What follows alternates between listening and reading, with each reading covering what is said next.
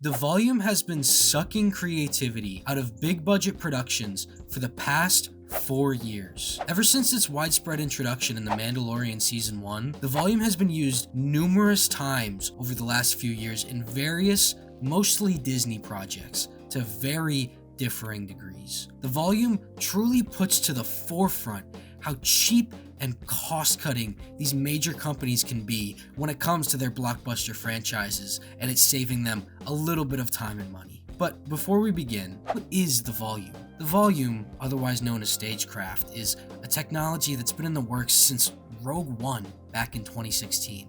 The cinematographer, Greg Fraser, was having difficulty visualizing the film when he came up with the idea to make a bunch of giant LED screens and use them throughout the set. The idea was still in its infancy at this point, and was a pretty basic version of what the volume would then become, but the principles are still the same. The tech had seen some big improvements throughout the next few years, with Jon Favreau using the same principles Greg Fraser used when he was making the Lion King remake, but the tech wasn't able to be fully implemented until later that year, with the production of The Mandalorian. During the filming of the first season of The Mandalorian, the crew shot all the actors on set surrounded by huge, very high definition LED panels that showed the background of the scene live in real time. Now this is all compared to green screen, where the background would then have to be later implemented in post. It's very obvious to see how this technology is a huge step forward in the world of visual effects, because now the actor doesn't have to imagine they're on some other planet while being surrounded by a sea of green. They just have to open their eyes and look around, and they're there. It makes the process for actors and filmmakers much easier on the day, clearly. So why did I say at the start of this video that the volume is bad? I was aware of the volume's use in movies throughout the last few years, but for some reason, it hadn't bothered me throughout most of that time. After all, the technology is super unique and will probably overthrow the green screen in time.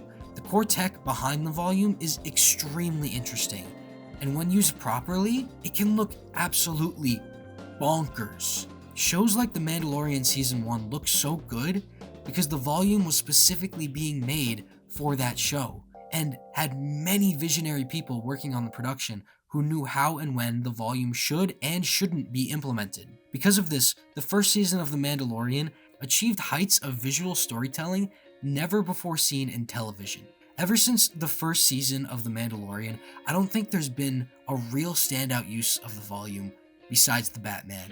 Matt Reeves absolutely knew what he was doing. Name a Marvel movie within the last few years. Does it look bad visually? Of course it does, it's a new Marvel movie, but part of the reason for this is because of the volume.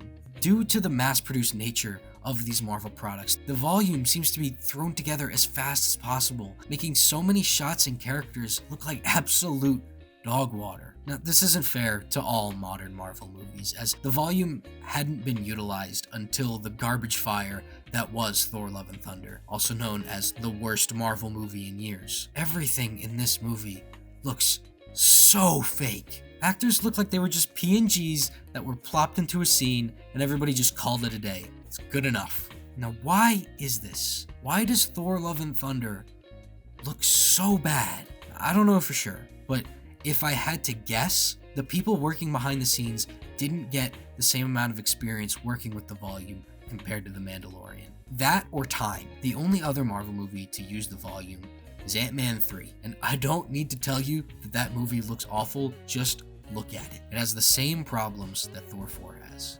To my knowledge, the volume hasn't been used for any other Marvel productions since, and I don't know if it will be used in the future due to the reception of these first two films. It's not just Marvel though. Its brother billion-dollar franchise, Star Wars, has been using it in almost everything they've made in the last 4 years. Look at a show like Obi-Wan Kenobi, a series plagued with many problems other than the volume, but the visuals of Obi-Wan are especially lacking in my opinion. You would think that Lucasfilm and Disney would put a little more thought and effort into visually producing one of the most anticipated Star Wars things of all time that brings back so much of the cast of the prequels for one last hurrah. But no, everything in Kenobi looks like it was filmed in a box with some of the worst, most boring coloring I have ever seen in a big budget production like this. The limitations of the volume are on a very clear display throughout so much of this show. It boggles my mind how people think this looks good. The same goes for the Book of Boba Fett, Ahsoka, Mando Season 2, to a lesser extent. Most of Season 2 looks pretty good.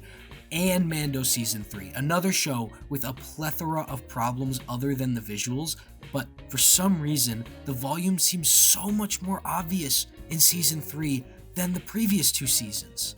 All of these shows have sequences throughout that just don't look right. But then, it all clicked for me, because I watched a little show called Andor.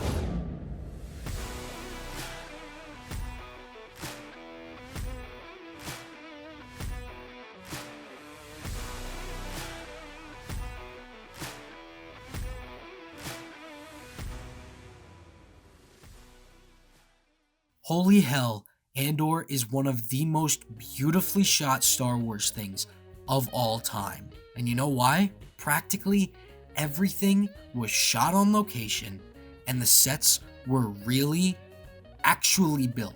The volume was still used in the production of Andor, but the showrunners were not over-reliant on the tech. And this makes the show look leaps and bounds above its Jedi counterpart of that same year. Andor made me realize just how flawed the volume can be when it's not used correctly. The tech should be used to enhance shows with proper sets, not as the set itself. What this brings me back to is when green screen and CGI were first mainstream in Hollywood productions. So much early CGI work can look extremely dated by today's standards, but now we just see that as growing pains. The technology was still in its infancy, and it had so much further to go until CGI eventually looked unreal. Then it looked terrible again not too long after, but it showed that the tech could go so far. And I think that's a very similar thing to what the volume is going through right now.